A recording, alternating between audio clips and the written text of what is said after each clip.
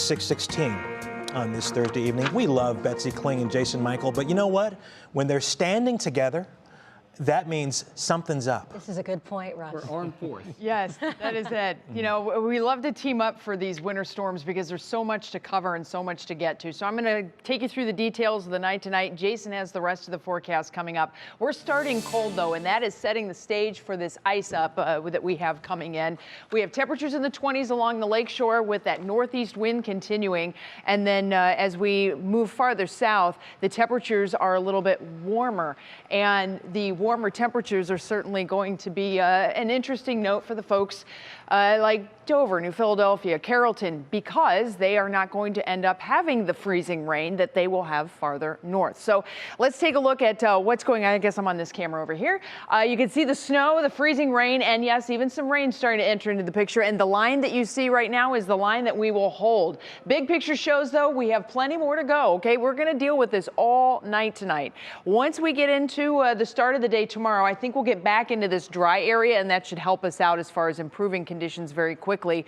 But your National Designer hour-by-hour forecast, that northeast wind holds, that locks in the cold air along the lakeshore. So we will have primarily primarily snow along the lakeshore with some sleet mixing in from time to time. Meanwhile, farther south, areas like Mansfield, Ashland, Medina, Akron, over toward Kent and Ravenna, down into the Canton area, Worcester, you're in there too, as well as Warren.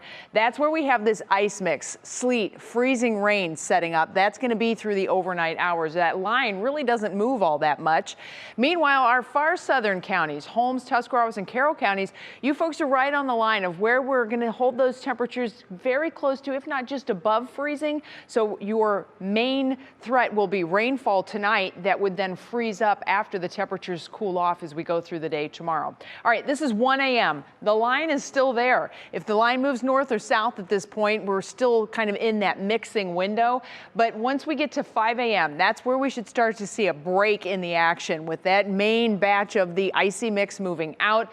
We'll have a few snow showers lingering for 6, 7, 8 a.m. That could be a concern, but I think really we're looking at widespread areas where secondary and untreated roads will be problematic, especially where we've had the freezing rain and the snow and the sleet. And then once we also bring into the picture your steps, decks, porches, driveways, and sidewalks, that really starts to mess with things too. By the time we get into mid to late morning, the storm is out of here. Jason's going to have more on that in just a moment. But you can see as far as the numbers go, they are not impressive. This is why we try and stress to you, focus on the impacts, not the numbers. The numbers may not be impressive, but the impacts are definitely going to be with us, and those impacts will be on the roads primarily. This is not a huge impact like we had with the last one, but we have high impacts late tonight and for tomorrow morning. We could have some air delays, maybe some school closings tomorrow. There is a chance for that. And I've had people who have asked me, where is the other impact meter? So I figured I'd bring it out for you. The Betsy Impact Index, we are down in Dinger to Dandy territory. So this is not the thing we had last time we brought this out.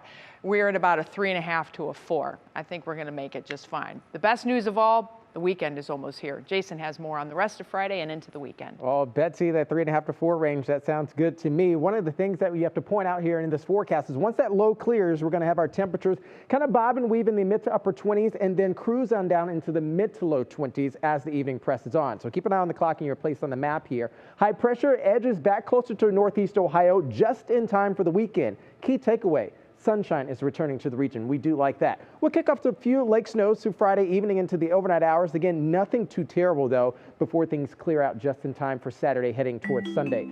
Here's your Union Home Mortgage 7-day, my friends. Mostly sunny by Saturday. Temperatures hovering around the freezing mark. We bob back into the mid-30s. Sun and clouds by Sunday. Same for Monday. Even warmer by Tuesday, but increased clouds are going to be likely, though. So once we get back into that upper 30s, low 40s range, I think that's a little bit more tolerable for us. And by the end of next week, Thursday headed towards Friday, expecting a little bit of another system coming on in. But we have to get there first. Hey, Jim Donovan is up next with sports. Don't go